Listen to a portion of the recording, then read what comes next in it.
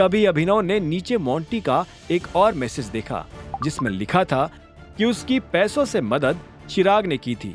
चिराग का नाम पढ़ते ही अभिनव की नाराजगी और भी ज्यादा बढ़ गई। वो मोंटी को फोन लगाने ही वाला था कि इसी वक्त उसके पास मायरा आ पहुंची। सर, मैंने उस साइड भी चेक कर लिया है, स्टॉक्स बराबर है। अभिनव ने उसकी ओर सिर हिलाकर कहा, ठीक है, तुम फिलहाल यही रुको, मुझे ऑफिस से कुछ फाइल्स लेकर आनी है। I will get back to you, okay? पर सर, फाइल्स तो टीना भी उठा कर ला।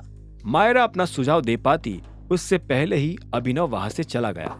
अपने कैबिन में घुसते ही उसने सीधा मोंटी को फोन घुमाया, जो उसने दूसरे सेकंड उठा भी लिया। मैंने तुम्हारा मैसेज पढ़ा अभी। देवेंद्र से मिलने कब जा रहे हो फिर? मैं तो तुम्हारी ऑर्डर का वेट कर रहा था, तुम बताओ कब जाना है? मोंटी ने आराम से कहा। अभिनव ने अपना सिर हिलाया और कहा, अभी सिर्फ जाना ही नहीं है, अभी जाकर देवेंद्र को यह बताना है कि मैं अपने शेयर्स उन कीमत पर नहीं बेचने वाला हूं जिस पर खरीदा था। मार्केट के हिसाब से उनकी वैल्यू अब डबल हो गई है, इसलिए मुझे अमाउंट भी डबल चाहिए। उसको बोलना 5 दिन के अंदर ही सारा पेमेंट चाहिए। अभिनव की बात सुनते ही मोंटी एक पल के लिए शांत हो गया और फिर धीरे से उसने पूछा, और ये तो बेरहमी हो जाएगी ना टाइगर?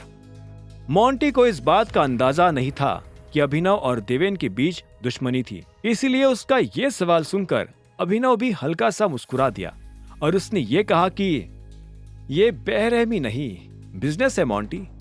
कंपनी में शेयर्स खरीदकर मैं प्रॉफिट कमाने बैठा हूं, ना कि समाज सेवा करने। ठीक है, मैं उसे ये इन्फॉर्मेशन दे देता हूं और रिप्लाई आते ही तुमसे कांटेक्ट करता हूं। मोंटी के आखिरी शब्द सुनते ही अभिनव ने फोन काट दिया और इसी वक्त उसे कैबिन का दरवाजा खटखटाते हुए सुनाई दिया।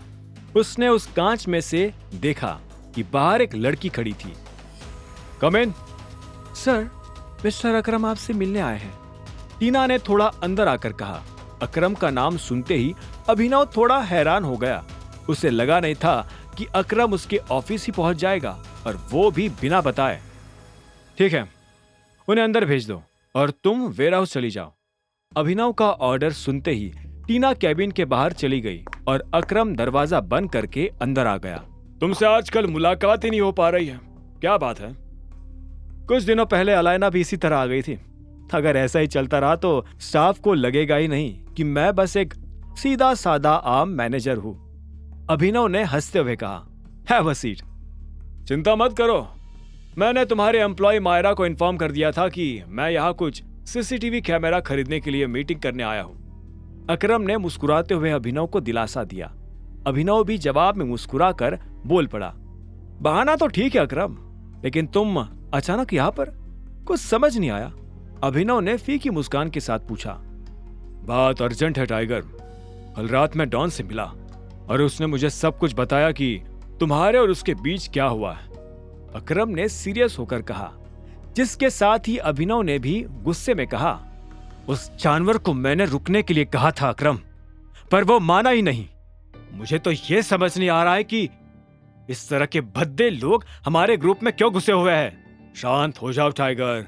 सबसे पहली बात तो तुम्हें इस तरह अपनी आइडेंटिटी बताने की क्या जरूरत आन पड़ी थी?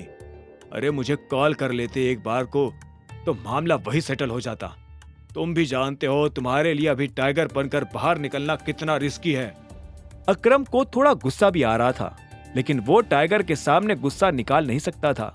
उसकी बात सुनकर अभिनव ने अपना सिर हिलाया और फिर खिड़की की ओर नजरें घुमाकर कहा, मैं तुम्हें कॉल करने वाला था अकरम, पर सिचुएशन काफी बिगड़ गई थी। अगर 1 मिनट की और देरी होती तो मैटर हाथ से निकल जाता। आखिर ऐसा क्या मैटर हो गया था टाइगर? अकरम ने पूछा। अभिनव ने एक गहरी सांस ली और फिर कुछ सेकंड्स तक चुप रहने के बाद कहा, अगर 1 मिनट और लेट हो जाता तो वो दरिंदा पता नहीं उस बेचारी के साथ क्या कर बैठता। अभिनव अब अकरम की ओर पलट गया, और अगर वो उसके साथ कुछ कर बैठता ना अकरम, तो कसम से उसके खून का निशान भी नहीं मिलता उस क्लब में दोबारा। अभिनव को अपनी ओर घूरते देख अकरम भी अंदर ही अंदर डरने लगा था। उसे महसूस हो गया था कि इस मैटर को टाइगर छोड़ने वाला नहीं था। हालांकि फिर उसे यह भी लगा कि अभी कुछ भी हरकत करके टाइगर दुनिया के रडार में आ सकता था। अब अकरम क्लब वाले उस मैटर को लेकर क्या करने वाले थे? अभिनव डॉन को किस तरह की सजा देने वाला था? क्या चिराग का 50 करोड़ की अंगूठी वाला झूठ अनन्या के सामने ज्यादा दिनों तक टिक पाएगा? क्या होंगे इन सभी सवालों के जवाब? जानने के लिए सुनते रहिए आगे की कहानी जानने के लिए देखें अगला एपिसोड सिर्फ पॉकेट एफएम के यूट्यूब चैनल पर, और द रिटर्न ऑफ टाइगर के सारे एपिसोड्स को सुनने के लिए डिस्क्रिप्शन में दी लिंक से डाउनलोड करें पॉकेट एफएम ऐप।